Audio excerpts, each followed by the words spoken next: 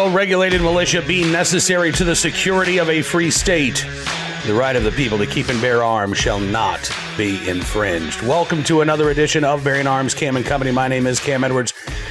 I'm glad you're with us on the program today. We are going to be talking about what happened Tuesday night in Chesapeake, Virginia, where authorities say a manager at a Walmart walked into the employee break room where employees were gathered for the start of the overnight shift and opened fire.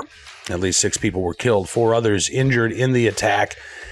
And sadly, we are already starting to see Virginia politicians point the finger, play the blame game, calling on some unspecified gun control law that they say perhaps could have stopped this. We're going to get into that in just a moment. But before we do, there is a new pro-Second Amendment and veteran-owned coffee company that I cannot wait to tell you about. Freedom One Coffee, that's the word freedom, and the number one, Freedom One Coffee, has amazing coffee options like their bourbon barrel-aged coffee, which is not something you can find at your local supermarket, and their military-themed bags and their freshly roasted coffees are guaranteed to have you conquer your day like the B-17 conquered the Nazi skies over Europe during World War II. And right now, Freedom One Coffee has a Black Friday sale going on from now until the end of the month with up to 75% off of all their products. For every bag of coffee you purchase, you also have a chance to win a golden ticket, which will give you a free year's worth of Freedom One coffee. How about that? All you have to do, go to freedomonecoffee.com. Again, that's the word freedom, and then the number 1, freedomonecoffee.com. So I woke up this morning to the news, again, of the shooting in Chesapeake, Virginia overnight. And while I was waiting to see what information had emerged, unfortunately, I already started seeing politicians in Virginia proclaim that the answer is more gun control.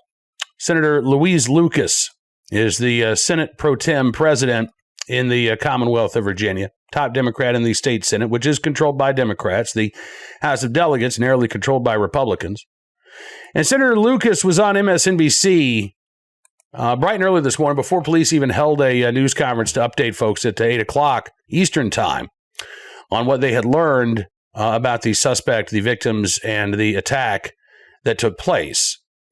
In her first statements to MSNBC, Senator Louise Lucas placed the blame for this shooting largely on lawmakers, both in Virginia and at the federal level, saying that, quote, we just have not the will to do what is necessary to try to stop these types of attacks. Now, interesting, Louise Lucas didn't offer any specific policies herself, although she did place a lot of blame on Virginia Republicans for not passing gun control legislation this current session and last session.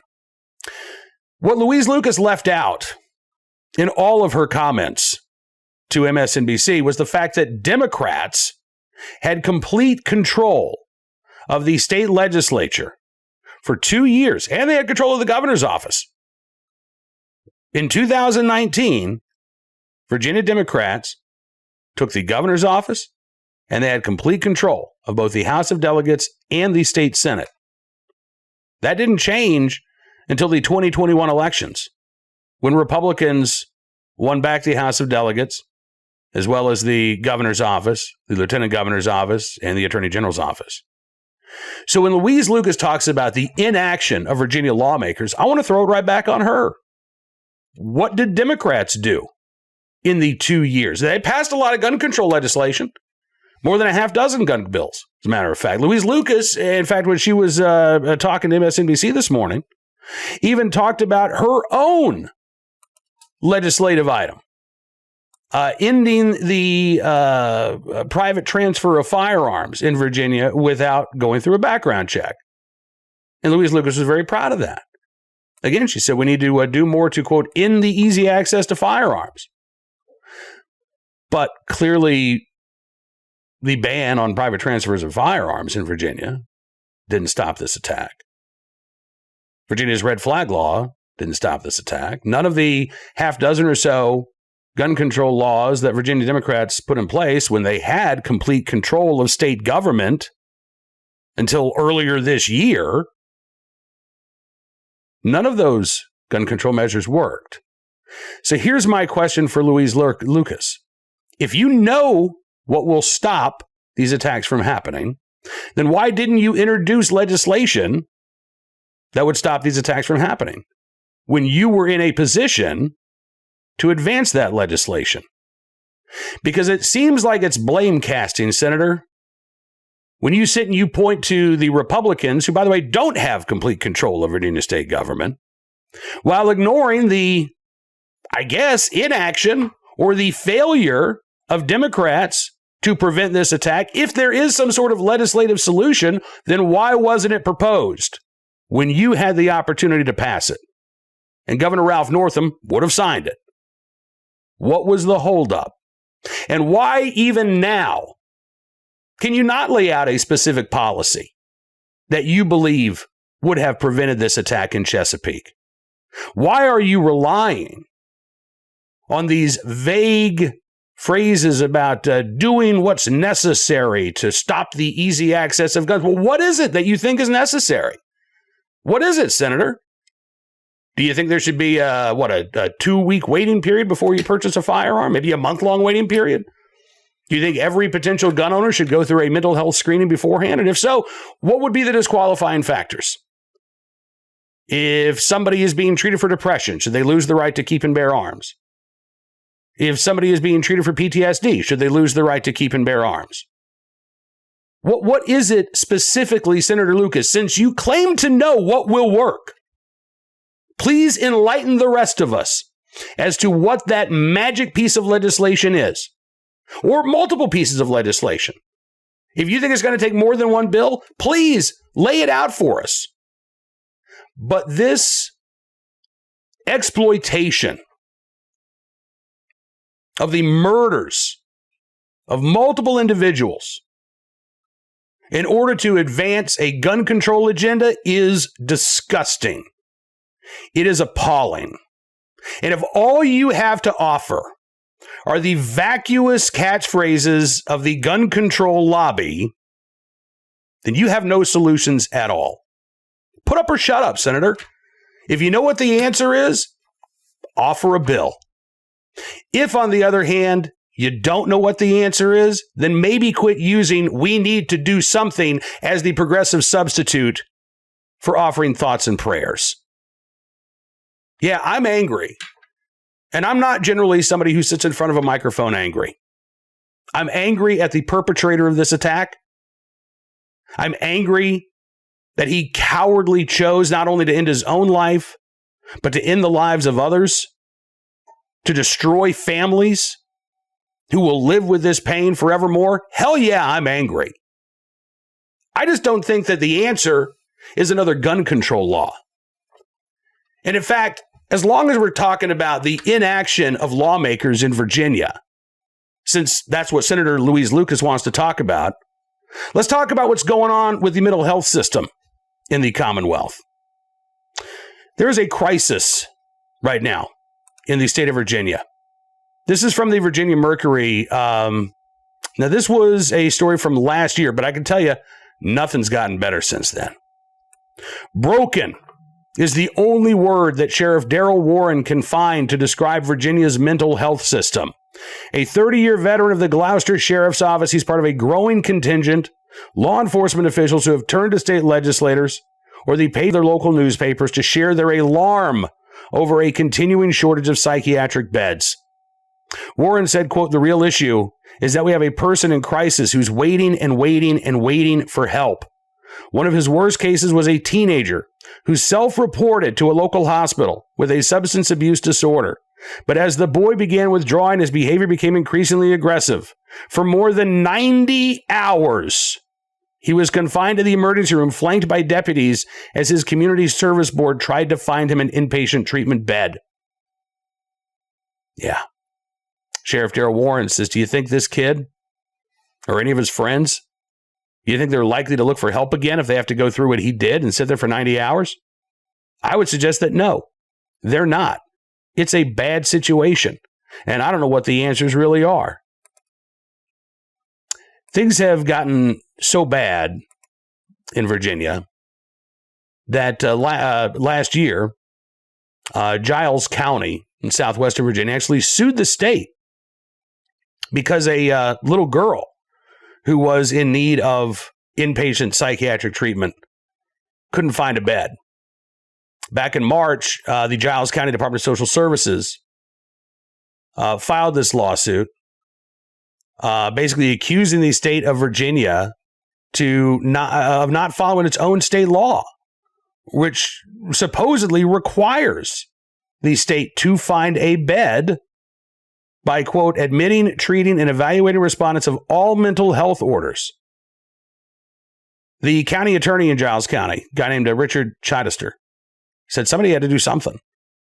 He said, and this wasn't an original idea on our part. There have been discussions among many local government attorneys about filing something. We felt like the facts of this case were bad enough to warrant it. Unfortunately, that case was dismissed by a judge. But for years now, the Commonwealth of Virginia has kicked the can down the road rather than address the mental health crisis. In fact, I would argue that the state's red flag law itself was a Band-Aid rather than addressing the gaping wound that is the mental health system in the state of Virginia. Oh, we don't need to worry about putting somebody in an inpatient treatment facility because we can just take their guns away. So it doesn't matter if they're dangerous to themselves or others. We can say that we've solved the problem by filing a red flag petition. No. Again, as the Virginia Mercury reports, it's a struggle that has resounded across agencies as Virginia scrambles to address what officials describe as a crisis in psychiatric admissions. At any given time, virtually every one of Virginia's 10 mental hospitals are nearing or exceeding patient capacity. That's according to the commissioner of the State Department of Behavioral Health and Developmental Services, who describes current census levels as, quote, dangerously high at a meeting in April, telling the agency's board that the number of patients combined with staffing shortfalls make working at the facilities, quote, tremendously unsafe. She said there is simply no way for these state hospitals to continue along this trajectory. And guess what? Amid the growing crisis, Virginia has also vocally opposed adding new psychiatric beds. When Central State Hospital is replaced in 2024, it will reopen with 25 fewer beds than it had originally. Lawmakers denied a 2019 request. That would be a request, by the way, that was made when Democrats had at least some control of state government to add 56 new beds at Catawba State Hospital in Roanoke County. Within the last 5 years, only one facility, Western State, has expanded its capacity, and those beds aren't currently open and won't be until the department can find workers to staff them. Now, again, this is for those suffering from an acute mental health crisis. It's not any better, by the way, if you just need a therapist, if you need a psychiatrist to talk to. You don't necessarily need to have inpatient treatment, but you need some help. It's not any better. And again, if Senator Louise Lucas, who is the top-ranking Democrat in the state Senate, is complaining about legislative inaction, then I'm going to point my finger right at her and say, Senator, what the hell have you done to fix this crisis? You want to try to make it harder for law-abiding individuals to purchase a firearm. You want to make it harder for people to exercise their civil rights. Well, guess what? You've made it harder for people in need of mental health treatment to get it. You've made it harder for people who are struggling to find help. You have made it harder for law enforcement to do its job. You have made it harder for these mental health professionals to do their job. You want to talk about legislative inaction? Let's talk about what you haven't done, Senator.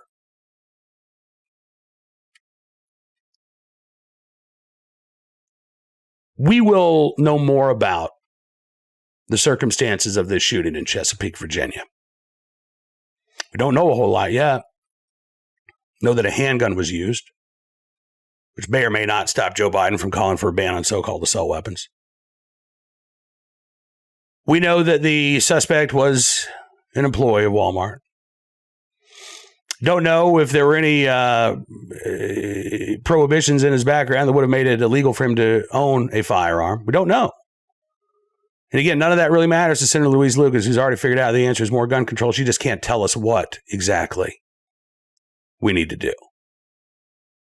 It's disgusting. It's despicable. It's the worst type of politics. The exploiting of a tragedy. And sadly, I think a lot of Virginia Democrats are going to follow Senator Lucas's lead here. But again, if they're demanding that something be done, I think they owe it to the public to get specific about what exactly they think it's going to take, what laws need to be passed to stop these types of attacks from happening. And while they're trying to figure that out, I suggest they do something substantive to fix the crisis in our mental health system, a crisis of their own creation.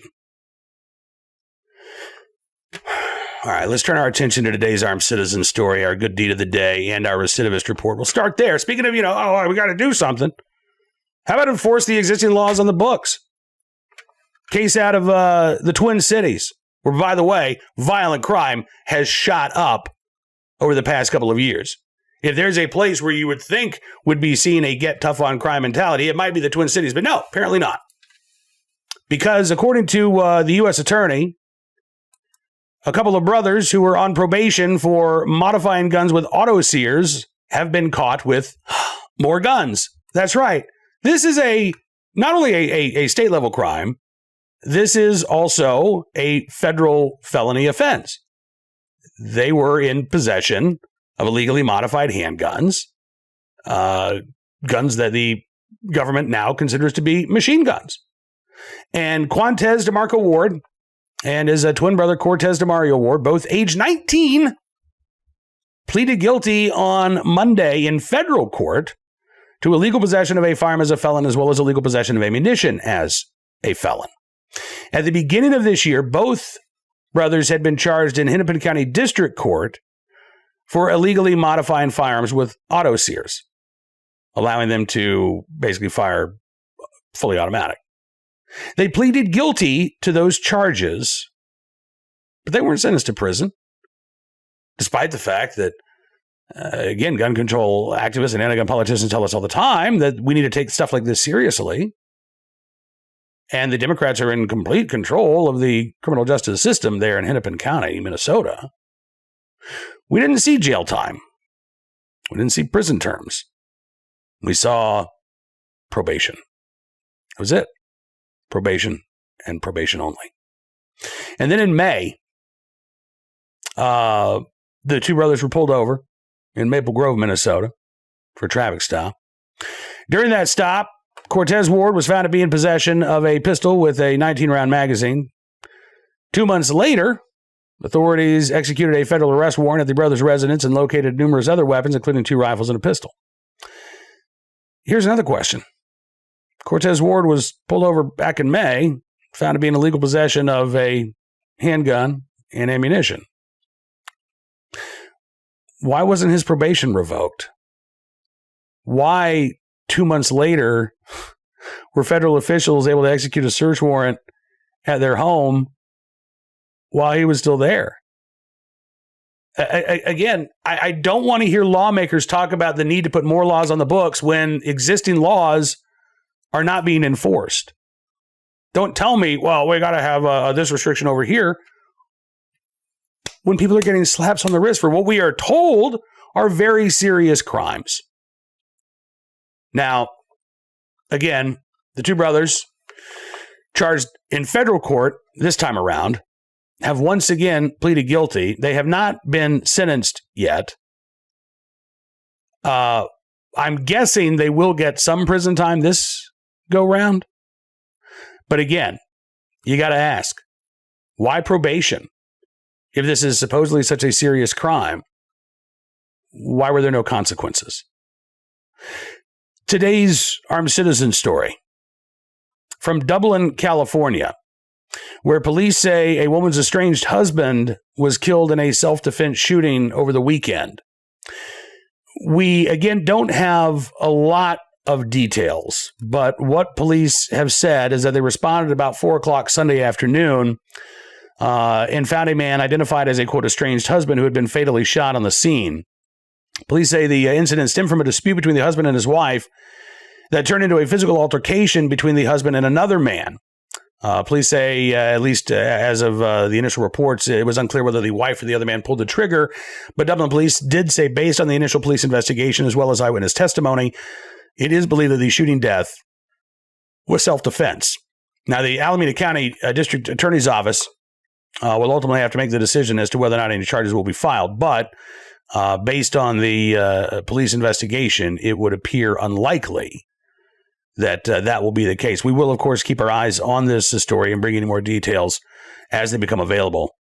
Finally today, in the right place, at the right time, willing and able to do the right thing, a police officer in Graham, North Carolina, able to help a family get back on the road for their Thanksgiving trip. Corporal Scroggins, identified by the Graham Police Department as the officer who helped change a flat tire after the family had pulled over near a travel stop there in North Carolina. They were headed to Atlanta for Thanksgiving. And again, the corporal in the right place at the right time, willing and able to do the right thing to help that family get back on the road. So Corporal Scroggins, we thank you for your very good deed. And I hope that you have a good Thanksgiving.